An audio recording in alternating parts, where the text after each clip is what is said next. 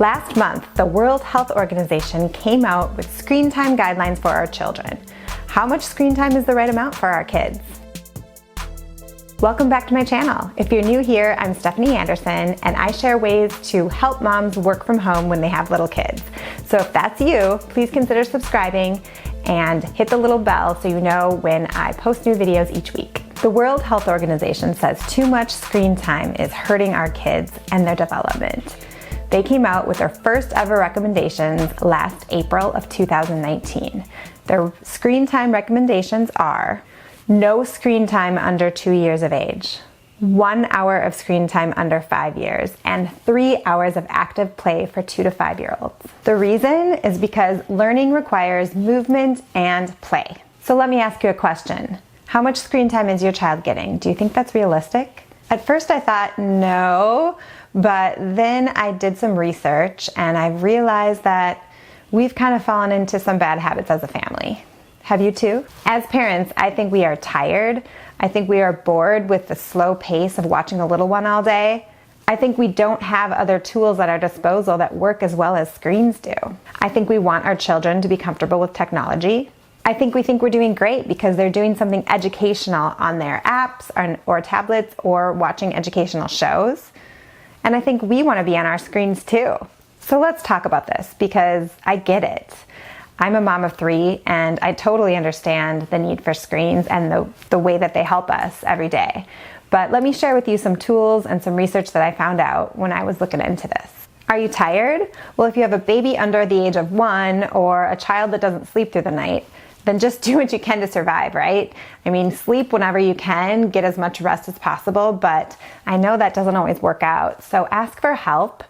Ask for help from your family, from your spouse or partner, from other mom friends. You can do a little swap, from grandparents, even hire a sitter. Like, get help if you can. But if you can't do that and you can't sleep, the next thing I'd say is drink lots of water.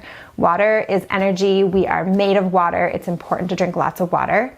And when you're eating, make sure you're not giving in to sugar and caffeine all the time, but you're trying to get in protein and greens. Protein and greens give you so much more energy than anything else. Even though it seems like that caffeine will help you, it's such a temporary thing. Are you bored? Well, the best cure for boredom is to invite others over or to go outside, go meet with people, go hang out with people. So set up play dates, join mom groups. Oftentimes hospitals will be in connection with different mom groups in your local area, or you can go on meetup.com or just search Google for a local moms group. It's a great way to make friends. It's a great way to get out, kind of stay awake, get some fresh air, and activate your mind and your body. So definitely, if you're bored, get people to come. And if your baby's being fussy or your child is fussy and needs to stay home, then invite other people over to you. So nothing works as well as a screen to occupy your child. Believe me, I've been there too, and sometimes you do have to just call in the screen help. But oftentimes we can do other things too. If you haven't seen my series on sensory play, it is definitely a watch, and getting your kids to play independently is something you should start early and start young. So get something in your house that is activating the senses of your child. So something with a lot of texture or sound or feeling or visual. Water works really well. Stick them in the bath, go outside in a little kiddie pool. Anything to engage their senses will keep them playing on their own independently for hopefully long enough for you to make that phone call or get that work done. So you're worried your child might fall behind if they don't have screens. Well, I worried about that too. In fact, I let my kids watch Minecraft only because I wanted them to keep up with their friends. But after doing the research, Silicon Valley executives do not have their children use iPads, use tablets, and they go to Waldorf schools most often, and Waldorf schools don't believe in screens until over the age of 12.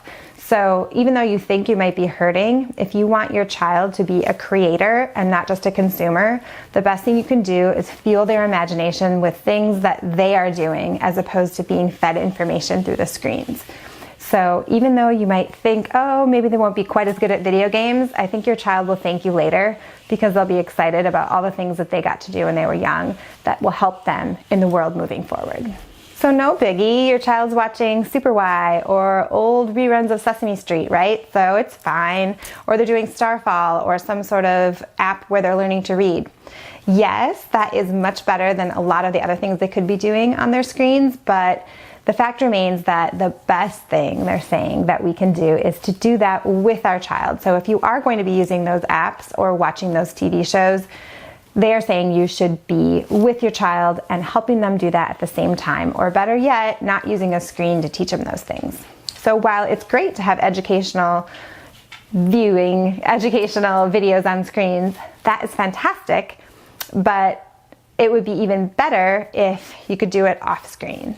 If you're going to be using screen time, it's much easier on our child's brains to have screens that are farther away from them and that are not interactive. So if you are going to put those shows on, it's best to do it on your family television at home as opposed to the little iPad where they can swipe and interact with everything. So we want screen time too, right?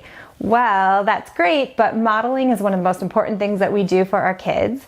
So it's great to use our screen, but try to set aside specific time blocks where we are doing that. So set your phone across the room and just use it when you know it's time to use it. And don't respond to every notification and every ding and every response when you're with your child. So you're setting the right example for proper device behavior. Now you know exactly what to do to discourage screen time. Would you like to find out what happened to our family when we stopped using screens for an entire week? I'm sharing that in our next video. I'd love to see you over there and I'd love to have you join me there. So comment below, let me know, what do you think of the screen time guidelines? Are they realistic? Do you think that they have the right recommendations? Let me know what you think and I will catch you in the next one.